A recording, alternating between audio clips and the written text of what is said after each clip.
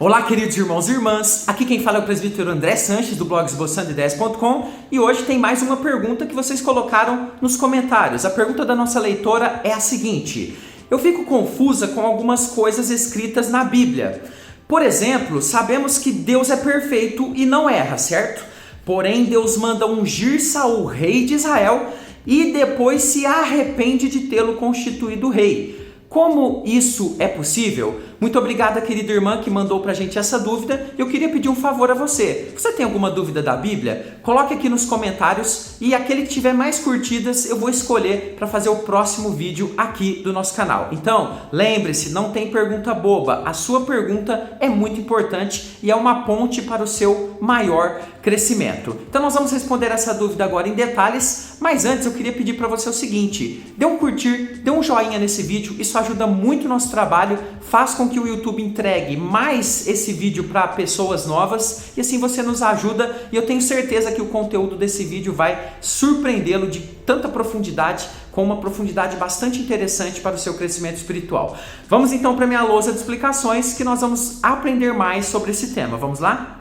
Texto na tela, 1 Samuel capítulo 15, versículo 29 diz o seguinte: também a glória de Israel não mente. Observe aqui que quando ele diz glória de Israel, está falando de Deus. Não mente, nem se arrepende, porquanto não é homem para que se arrependa. Queridos, olha que interessante esse texto que diz que Deus não é homem para que se arrependa. Mas aí na sequência, no mesmo capítulo 15 de 1 Samuel, agora o verso 35, nós temos o seguinte: nunca mais viu Samuel a Saul até ao dia da sua morte.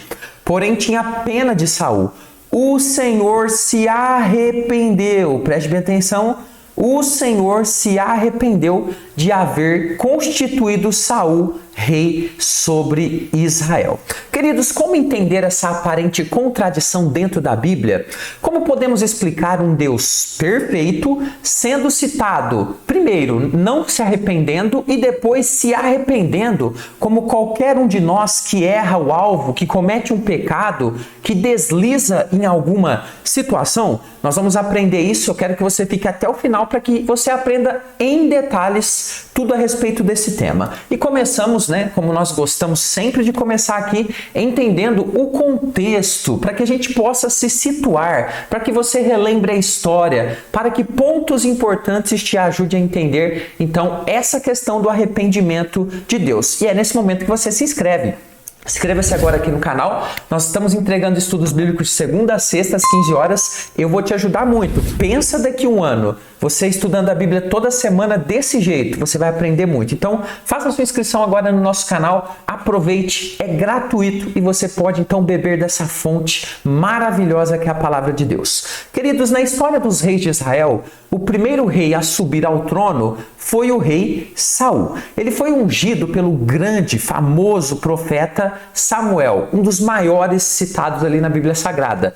1 Samuel capítulo 10, versículo 1 diz o seguinte: tomou Samuel um vaso de azeite e lhe o derramou sobre a cabeça. Aqui no contexto está falando, sobre a unção de Saul. E o beijou e disse: não te ungiu porventura o Senhor por príncipe, por rei, por líder sobre a sua herança, sobre o povo de Israel? Então note que o Senhor é citado aqui, sendo aquele que coloca Saul sobre o povo de Israel. Mas o que causa então muita confusão na mente dos leitores da Bíblia é o que ocorre algum tempo depois, com Deus se arrependendo de tê-lo feito, de ter feito Saul rei de Israel, que é o texto que nós já lemos lá no início, onde diz que o Senhor se arrependeu de haver constituído rei sobre Israel. Então a solução para entender esse caso está no meio desses dois pontos da história, que é onde geralmente os leitores erram, não lendo todo o contexto. Então, entre a unção e a rejeição de Saul, aconteceu muita coisa. Então é importante a gente observar o seguinte: a unção de Saul como rei de Israel foi uma unção com condições. Isso mesmo, houveram ali condições estabelecidas por Deus e não uma unção onde ele podia fazer tudo sem que tivesse nenhuma consequência. E eu vou te mostrar isso no texto. 1 Samuel capítulo 12, versículo 14 diz o seguinte: se temerdes ao Senhor. Aqui nós temos uma fala ao povo e a Saul. Eu quero que você preste bem atenção nessa partícula no início do texto, se, que indica pra gente uma condicional. Ou seja, Deus está estabelecendo aqui uma condição que deveria ser obedecida. Se temerdes ao Senhor e o servirdes. Preste bem atenção. Temer a Deus, servirdes e lhe atenderdes a vós. Ou seja, obediência, e não lhe fordes rebeldes ao mandado. Ou seja, as ordens de Deus deveriam ser obedecidas e seguirdes o Senhor. Tudo aqui está interligado, falando a respeito de obediência, de temor, de honra, de respeito a Deus. Então ele continua dizendo: e seguirdes o Senhor vosso Deus, tanto vós, povo, como vosso rei, Saul, que governa sobre vós, bem será. Então observe que nós temos aqui uma condicional. Então isso é a primeira coisa que você precisa entender. Isso significa que Saul deveria temer e obedecer ao Senhor juntamente com o povo de Israel.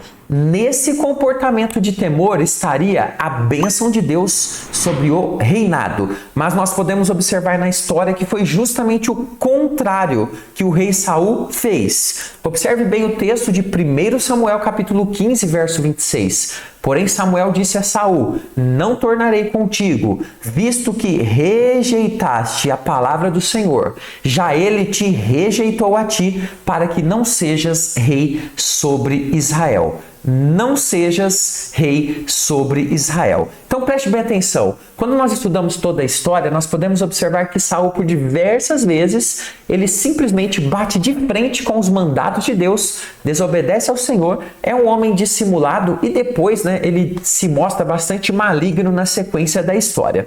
Bom, esse contexto é importante você entender. Isso nos ajuda agora, então, a ir para o segundo ponto, que é o seguinte: por que o texto fala que Deus se arrependeu? Se o arrependimento geralmente é uma atitude humana que indica que nós erramos. Vamos entender então a aplicação dessa palavra dentro do contexto bíblico. Olha só, isso ocorre porque os autores bíblicos sempre terão que descrever as ações de Deus com um vocabulário humano. Então nós temos um vocabulário humano para tentar explicar um Deus todo-poderoso para pessoas humanas que têm um conhecimento limitado de todas as coisas. Então, os autores bíblicos eles vão utilizar expressões que nós conseguimos entender, que fazem parte da nossa vivência. E a teologia chama isso então de antropomorfismo. Não precisa decorar essa palavra grande, eu quero só que você saiba que ela existe. Antropo vem de homem e morfismo vem de forma. Isso significa então Deus sendo descrito, uma figura de linguagem onde Deus é descrito com formas, com sentimentos também humanos. Para quê? Para que nós possamos compreendê-lo, compreendermos melhor os seus atos dentro das histórias narradas. Então isso é importante, eu vou te mostrar exemplos detalhados sobre isso. Vamos então ver alguns exemplos interessantes. A Bíblia diz, por exemplo, que Deus está em todos os lugares, Todos concordamos isso. Esse atributo é chamado de onipresença. Oni, que ele está em tudo, presente em todos os lugares. Como está, por exemplo, lá no Salmo de número 139, que você pode ver depois. Porém, ao mesmo tempo, olha o que o salmista diz a respeito de Deus, que se inclinou para ouvi-lo. Salmo 40, versículo 1. Esperei confiantemente pelo Senhor, ele se inclinou para mim e me ouviu quando clamei por socorro. Preste bem atenção nessa expressão. Ele se inclinou para mim e me ouviu. Olha só, a ideia de inclinar, ela é humana. Nós é que fazemos isso. Aqui o autor dos Salmos, ele quer transmitir que Deus está dando atenção aos seus pedidos de socorro. É um antropomorfismo, ou seja, Deus está sendo aqui descrito com atitudes humanas para um melhor entendimento nosso, de nós seres humanos. A atitude de se inclinar, ela é comum quando nós vamos conversar com alguém, ouvir uma pessoa com uma atenção maior. É uma ação de se aproximar, não é verdade? E ela foi utilizada aqui então para descrever Deus, mesmo Deus não precisando se inclinar fisicamente para ouvir ninguém. Por quê? Porque a Bíblia diz que Deus, ele sabe as nossas palavras antes delas chegarem na nossa boca. A Bíblia diz que Deus está em todos os lugares, que não há como se esconder de Deus, que é impossível esconder qualquer questão do Senhor, porque Ele olha o coração. Então, como Ele poderia se inclinar? Então, observe que quando você ler essas expressões relacionadas a Deus, você precisa ter cuidado na interpretação para entender o que o autor bíblico está querendo passar, comunicar a respeito de Deus. Nesse caso aqui da inclinação de Deus, é uma maneira poética, um antropomorfismo mostrando Deus com atitudes humanas para fazer a gente entender, para que a gente compreenda com profundidade essa atenção, esse carinho que Deus dá aos seus servos ouvindo os seus pedidos. Mas vamos agora a mais um exemplo interessante para fixar um pouquinho mais essa questão, e aí eu volto no arrependimento de Deus para te explicar mais algumas questões, ok? Fique comigo até o final para um aprendizado mais profundo. Veja como, por exemplo, no livro de Jó, Deus é descrito tendo, por exemplo, aqui olhos, da mesma forma que uma pessoa. Os olhos de Deus, Jó 34, 21, estão sobre os caminhos do homem e veem todos os seus passos. Olha só, os olhos de Deus estão sobre os caminhos do homem. Será que Deus, que está em todos os lugares, que Ele é onipresente, ele tem apenas dois olhos como nós, seres humanos? Ele tem essa limitação no seu olhar? Queridos, sabemos que não, A ideia desse antropomorfismo aqui é mostrar que Deus vê todas as coisas. Ele enxerga tudo o que acontece. E a figura dos olhos, ela ajuda muito a gente a entender isso, porque a gente entende muito bem que quando a gente fala de olhos, nós estamos falando de enxergar as coisas. E quando a gente combina, então, esse texto, esse antropomorfismo, com os textos que ensinam os atributos de Deus, de conhecer todas as coisas, então a gente entende que Jó está falando que Deus olha tudo, enxerga tudo, que não há nada que possa ser escondido do nosso Senhor. Temos aqui então mais um antropomorfismo. Sendo assim, queridos, olha só, quando Deus diz lá na sua palavra, o autor bíblico, que Deus se arrependeu de ter constituído Saul rei de Israel, dentro do contexto de toda a história bíblica, significa que Saul rejeitou a Deus, ou seja, quebrou aquela condição que Deus estabeleceu para um reinado abençoado, e o Senhor então, ele teve que derramar juízo sobre Saul. Deus teve que tirar o reinado de Saul e cumprir a sua palavra, porque Deus não é mentiroso. E aí nós temos o significado daquele texto que nós lemos no início, que Deus não se arrepende, não é homem para que minta. Ou seja, Deus, ele tem que cumprir a sua palavra. Quando ele dá uma palavra, uma promessa, ela vai se cumprir. Esse é o significado, então, de Deus não se arrepende. Ele não volta atrás porque ele não erra. Nós temos, então, quando Deus se arrepende, ou quando a citação bíblica diz que Deus se arrepende, uma mudança de postura de Deus dentro das condições que o próprio Deus colocou, ou seja, aquele se dito a Saul e ao povo: se vocês obedecerem, se vocês temerem, se vocês não forem rebeldes. Então, se Saul fosse obediente e sincero, teria sido o rei de Israel por muito tempo, porque a palavra do Senhor disse isso.